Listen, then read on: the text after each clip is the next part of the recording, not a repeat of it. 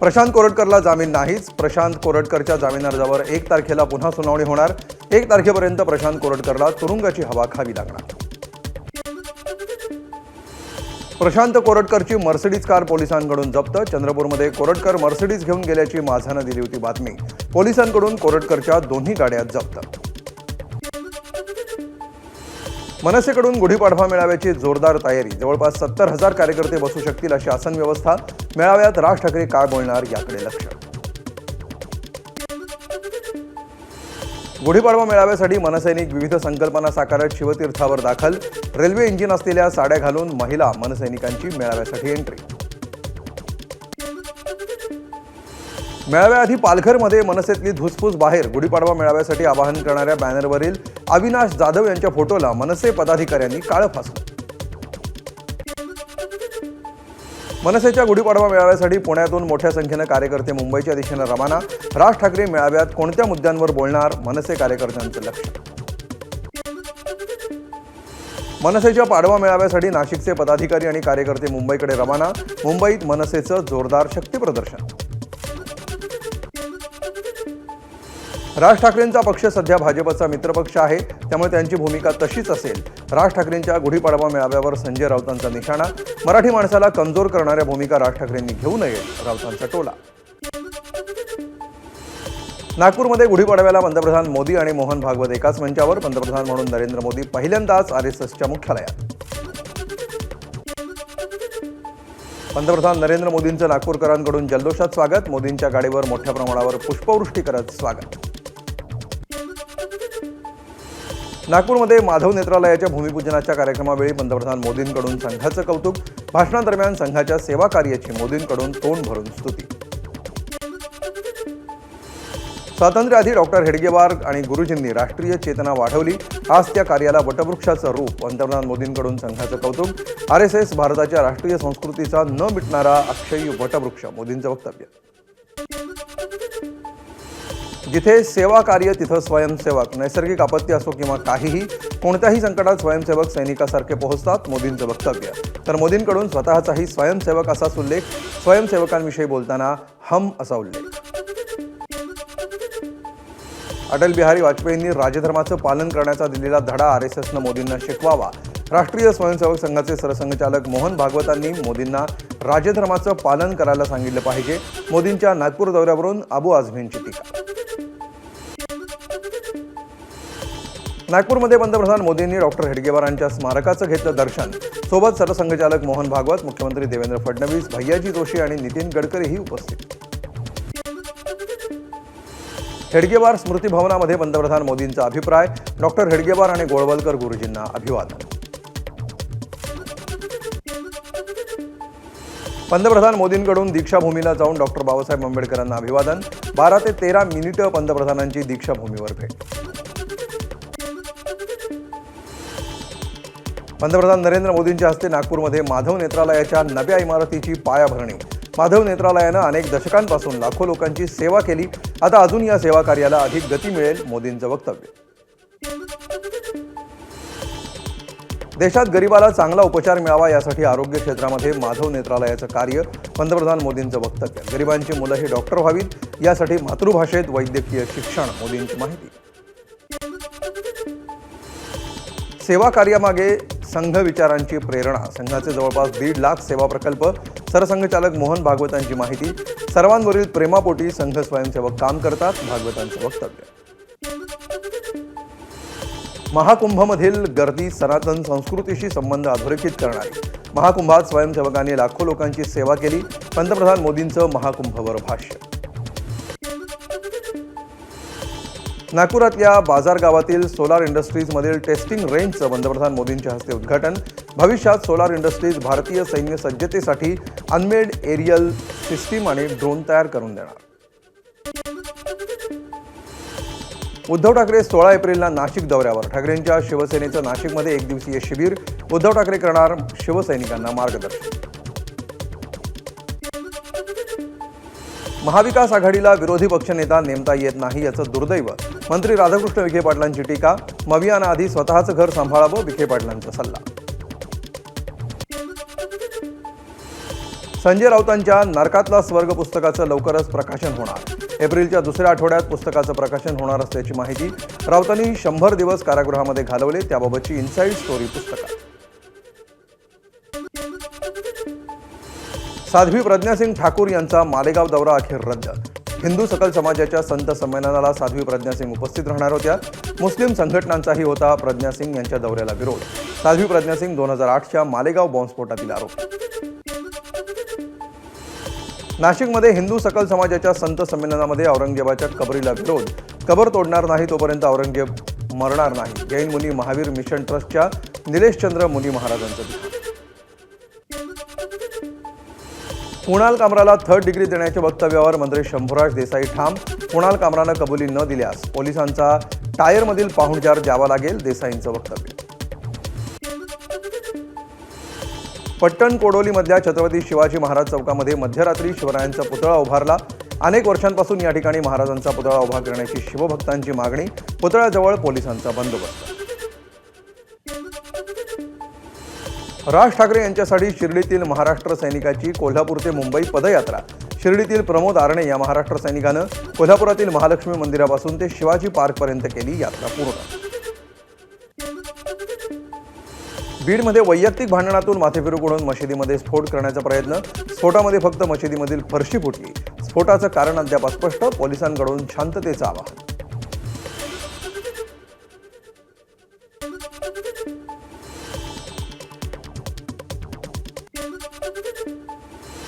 बीड मशीद स्फोट प्रकरणी सगळी माहिती मिळाली आहे, त्यामुळे लवकरच योग्य ती कारवाई होईल। गृहमंत्री देवेंद्र फडणवीसांची प्रतिक्रिया। मुस्लिम द्वेषातून होणाऱ्या भाषणांमुळे बीडसारख्या घटना। बीडमध्ये मशिदीत झालेल्या स्फोटावर समाजवादी पक्षाचे अध्यक्ष अबू आझमी यांचं वक्तव्य।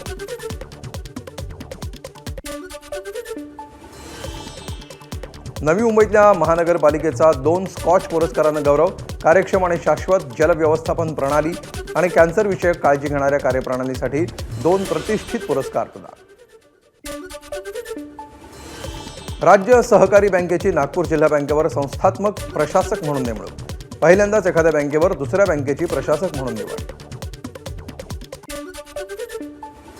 मार्च अखेर असल्यामुळे नागरी सुविधा केंद्र राहणार सुरू। सुट्टीच्या दिवशीही महापालिकेची कर भरणा केंद्र सुरू।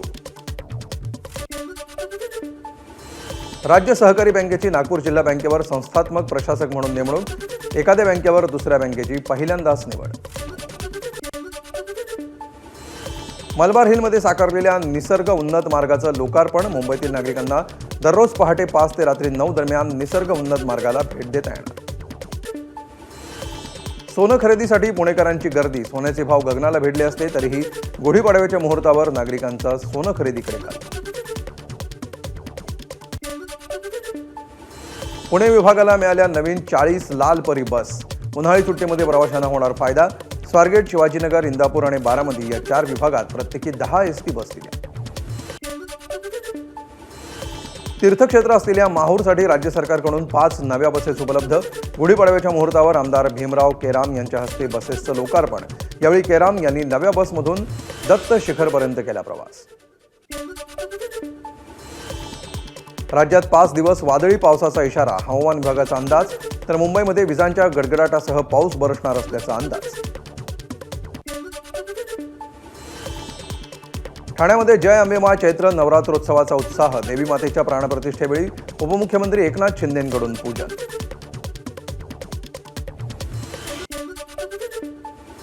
नांदेडच्या माहूरमध्ये रेणुका देवीची विधिवत घटस्थापना। अलंकारानं रेणुका मातेची पूजा। कुमारिका पूजन करत देवीची आराधना।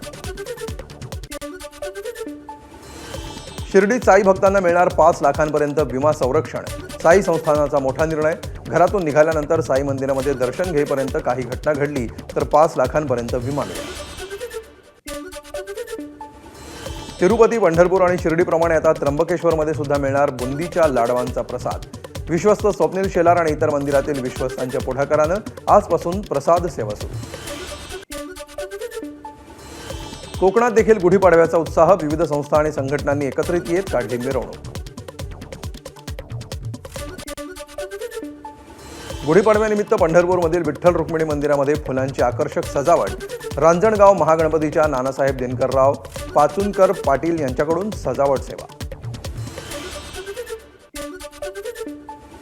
नदीची उतराई करण्यासाठी वशिष्ठी नदीला मद्य अर्पण. चिपळूणच्या गोवळकोट गावातील भोई समाजाची गुढीपाडव्यानिमित्त अनोखी प्रथा. परभणीमध्ये सरकारविरोधात जिल्हाधिकारी कार्यालयासमोर काळी गुढी. स्वाभिमानी शेतकरी संघटनेनं कांद्याचा आणि कापसाचा हार घालत उभारली काळी गुढी. स्वाभिमानी शेतकरी संघटनेचा कोल्हापूर जिल्हाधिकारी कार्यालयावर काळी गुढी उभारून सरकारचा निषेध. राज्याचे उपमुख्यमंत्री अजित पवार यांनी शेतकऱ्यांना कर्जमाफी देता येणार नाही अशी केलेली वल्गना आणि शक्तीपीठ मार्गाला विरोध करण्यासाठी निषेध. वाशिममध्ये स्वाभिमानी शेतकरी संघटनेने उभारली काळी गुढी. अजित पवारांकडून 70,000 कोटी वसूल करून शेतकऱ्यांना देण्याची आंदोलकांची मागणी. गोंदियामध्ये विविध महिला संघटनांनी सामूहिक गुढी उभारत मराठी नववर्षाचं केलं स्वागत. शहरातून काढण्यात आली भव्य शोभायात्रा. हैदराबादमधील टाटा मूलभूत संशोधन केंद्राची दुर्बीण आणि पॅराशूट सांगोला शहरात कोसळलं. 3 वाहनांचं नुकसान, मात्र जीवितहानी नाही. पाणी थंड करण्यासाठी कोल्हापूरमधील CPR रुग्णालयाच्या शवागृहामध्ये ठेवण्यात येणाऱ्या बर्फाचा वापर.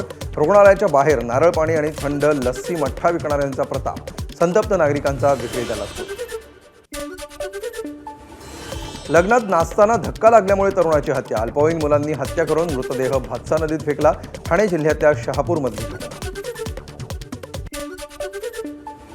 पुण्यात व्यावसायिकाची बदनामी करत मागितली 10 लाखांची खंडणी. कुटुंबामध्ये काम करणाऱ्या ड्रायव्हरनंच रचला मालकाविरोधात कट. खंडणी मागणाऱ्या ड्रायव्हरला बिबवेवाडी पोलिसांनी केली अटक. धुळ्यात ऑपरेशन ऑलआउट मोहिमेमध्ये दरोडेखोरांना पकडण्यात गुन्हे शाखेला यश. आरोपींकडून 3 पिस्तूल जप्त. वेगवेगळ्या राज्यामध्ये विमानानं प्रवास करून घरफोडी करणाऱ्या अट्टल चोराला अटक. कोल्हापूरच्या गुन्हे शाखेची कारवाई. आरोपीकडून एकूण 9 लाख रुपयांचा ऐवज जप्त. तर या अट्टल चोराच्या लखनौमध्ये 1 कोटी रुपयांचा बंगला असल्याचं समोर.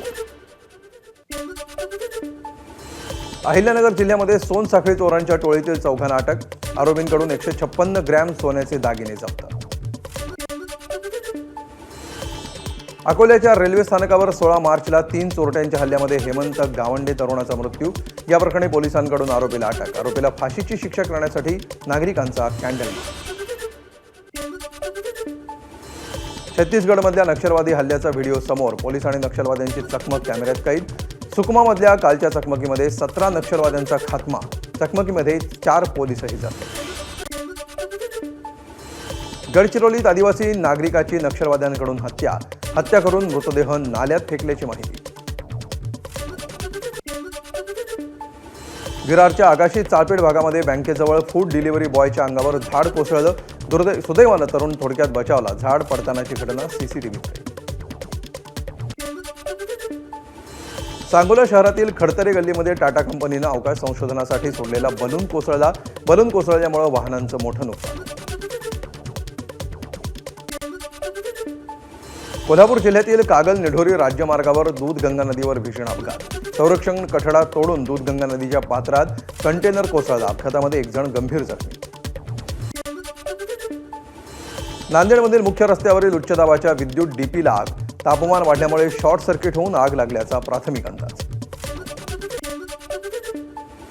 लातूर शहराजवळील पाखर सांगवी परिसरातील बारदानाच्या गोदामाला आग. बारदानं जळून खाक. रायगडमध्ये पाणी टंचाईची चाहूल सुरू. अलिबाग तालुक्यातील बहिरीचा पाडा, नारंगीचा टेप, मानकोळे बंगला बंदर परिसरामध्ये भीषण पाणी टंचाई.